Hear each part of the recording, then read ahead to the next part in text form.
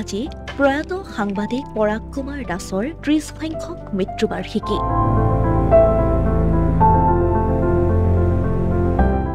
এই বিশেষ দিনটোত অসমীয়া প্ৰতিদিনৰ মুখ্য কাৰ্যালয়ত তেওঁক স্মৰণ।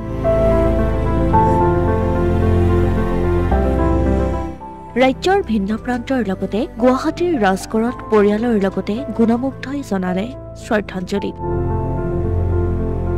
নিৰ্ভীক শ্বহীদ সাংবাদিক মানৱ অধিকাৰ কৰ্মী পৰাগ কুমাৰ দাসৰ মৃত্যু দিৱস উপলক্ষে শনিবাৰে পুৱা ৯:৩০ ৰাজগড়স্থিত তেওঁৰ প্ৰতিমূৰ্তিৰ সন্মুখত অনুষ্ঠিত হয় এক শ্ৰদ্ধাঞ্জলি অনুষ্ঠান।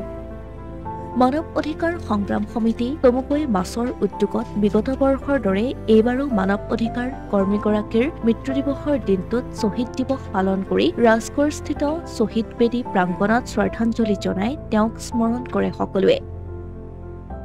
এই শ্ৰদ্ধাঞ্জলি অনুষ্ঠানত শ্বহীদ সাংবাদিকগৰাকীৰ পত্নী, জ্যেষ্ঠ ভগ্নী তথা কটনৰ প্ৰাক্তন অধ্যাপক ডক্টৰ জয়শ্ৰী বৰা, পৰাগ দাসৰ দ্বিভাতৃ ডাক্তৰ জ্যোতি দাস, অভিযন্তা পল্লৱ দাস, ডাক্তৰ পাপৰি দাসকে আদি কৰি একাংশ আত্মীয়ৰ লগতে সাংবাদিক, ৰাজ্যসভাৰ সাংসদ অজিত কুমাৰ ভূঞা, অসমীয়া প্ৰতিদিনৰ সহযোগী সম্পাদক প্ৰকাশ মহন্ত, মানৱ অধিকাৰ কৰ্মী লাচিত বৰদলৈ, মনোৰম গগৈকে ধৰি মাছৰ বিষয়ববীয়া আৰু বহু সংবাদকৰ্মী উপস্থিত থাকে।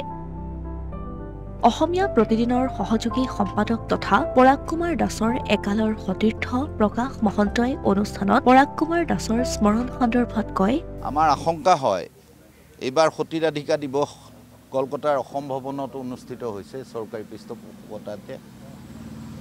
লাহে লাহে লাচিত বৰফুকন গৈ ডিফেন্স একাডেমীত নিৰ্মিত প্ৰতিমূৰ্তি তাত হৈছে।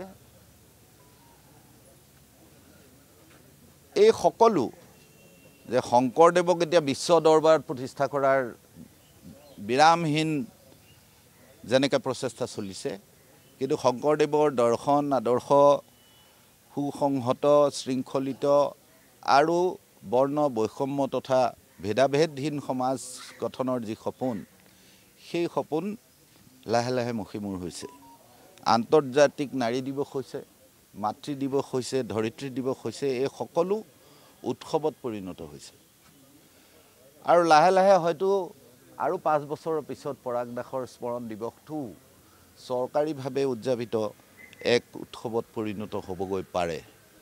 কিয়নো পৰাগ দাসৰ যিখিনি অনুগামী আছিল, সেয়া সংবাদ ক্ষেত্ৰৰে হওক, সংগ্ৰাম ক্ষেত্ৰৰে হওক, মানৱ অধিকাৰ আন্দোলনৰ ক্ষেত্ৰৰে হওক, পৰিৱেশৰ ক্ষেত্ৰতে হওক, সকলোৱে লাহে লাহে তেওঁৰ আদৰ্শ দৰ্শনৰ পৰা আঁতৰি পৰিছে আৰু পৰাগ দাসক এটা দিনত স্মৰণ কৰাতেই নিজৰ কৰ্তব্য আৰু দায়িত্ব শেষ বুলি ভাবিবলৈ আৰম্ভ কৰিছে। যাৰ সুযোগ চৰকাৰী পক্ষ, এনেকুৱা হ'লেও আচৰিত হ'ব নালাগিব। এটা দিনত মোৰ ইয়াতে এখন সভাত প্ৰায় কাজিয়াই হৈছিল যে পৰাগ দাসৰ হত্যাত প্ৰত্যক্ষভাৱে জড়িত বুলি অভিযুক্ত এগৰাকী ব্যক্তিয়ে পতা বিহু অনুষ্ঠানত সম্বৰ্ধনা লৈ আহি এই অনুষ্ঠানত উপস্থিত আছিল, যাৰ বাবে মই প্ৰতিবাদ কৰিব লগা হৈছিল। আমি সতৰ্ক হ'ব লাগিব। মোৰ আজিৰ দিনটোত আহ্বান এইটোহে, যিসকল আজিৰ পৰা 30 বছৰ আগতে আমি ইয়াত লগ পাইছিলোঁ, এতিয়াও নতুন চামটোৱে পৰাগ দাসক বিভিন্ন দৃষ্টিকোণেৰে বিশ্লেষণ কৰিবলৈ লৈছে, হয়, কিন্তু আজি এতিয়া কৃত্ৰিম বুদ্ধিমত্তাৰ দিন। গতিকে মানুহে ইয়াত সমবেত হৈ অধিকাৰৰ কথা নকয়, লিখাৰ মাজেৰে ছ'চিয়েল মিডিয়াত কথাবিলাক কয়।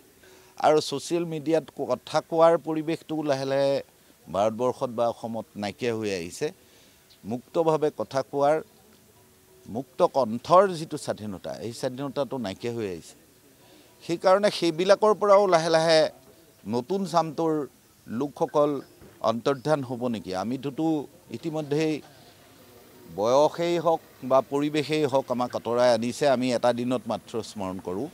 আমি যেতিয়া কলম ধৰোঁ তেতিয়া পৰাগ দাসৰ কথাখিনি পৰাগ দাসৰ যি গণমুখী সাংবাদিকতাৰ দৰ্শন, যিটো ধাৰণা, এই কথা আমাৰ মনত নাথাকে বা সামগ্ৰিকভাৱে প্ৰেছ ফ্ৰীডমৰ যিটো কথা কৈ থকা হয়, সেই পৰিৱেশটো অসমত নাই।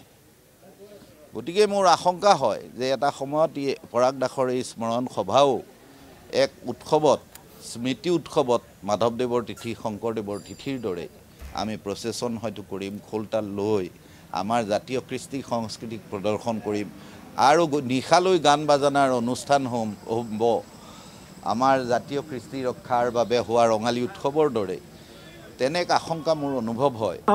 আমি যিবোৰ শক্তিক সমৰ্থন দিছিলোঁ, আমি ভাবিছিলোঁ যে তেওঁলোকে এইটো কৰিব বা আমাৰ জাতিটো ৰক্ষা কৰিব, কিন্তু তেওঁলোকে এইবিলাকলৈ মই যাব খোজা নাই, কিন্তু তেওঁলোক পথচ্যুত হ'ল, তেওঁলোকে পৰা নাই, তেওঁলোকে জাতিটোক নেতৃত্ব দিয়াত ব্যৰ্থ হৈছে। বাকী জাতীয় সংগঠনবিলাকতো ব্যৰ্থ হৈছেই।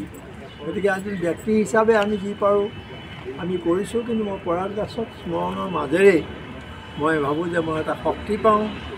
মই নানান বিপদৰ মাজতো মই তেওঁৰ কথা ভাবিলে এটা বল পাওঁ আৰু সকলোৱে তেওঁৰ পৰা এই প্ৰেৰণা ল'ব, তেওঁৰ লেখা মালাবিলাক আকৌ লুটিয়াই চাব।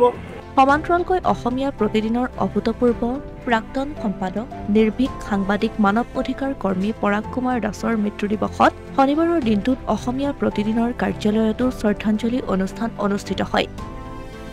পৰাগ কুমাৰ দাসৰ একালৰ সতীৰ্থ তথা অসমীয়া প্ৰতিদিনৰ সহযোগী সম্পাদক প্ৰকাশ মহন্তই আঁত ধৰা এই অনুষ্ঠানত বিশিষ্ট সমাজকৰ্মী তথা হেমচন্দ্ৰ বৰুৱা বিদ্যা মন্দিৰ পৰিচালনা সমিতিৰ সভাপতি দ্বিজেন ভট্টাচাৰ্যই বন্তি প্ৰজ্বলনেৰে শুভাৰম্ভ কৰে অনুষ্ঠানৰ।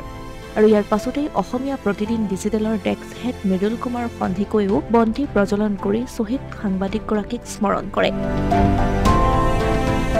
উল্লেখ্য যে ৰাজ্যৰ ভিন্ন প্ৰান্তৰ লগতে মাছে জ্যোতিনগৰস্থিত কেন্দ্ৰীয় কাৰ্যালয়তো মানৱ অধিকাৰ কৰ্মীগৰাকীৰ প্ৰতি শ্ৰদ্ধাঞ্জলি জ্ঞাপন কৰে। ইয়াৰ উপৰিও গুৱাহাটী প্ৰেছ ক্লাবতো পৰাগ স্মৰণ সভাৰ আয়োজন কৰা হয়। Asomiya Pratidin digital desk.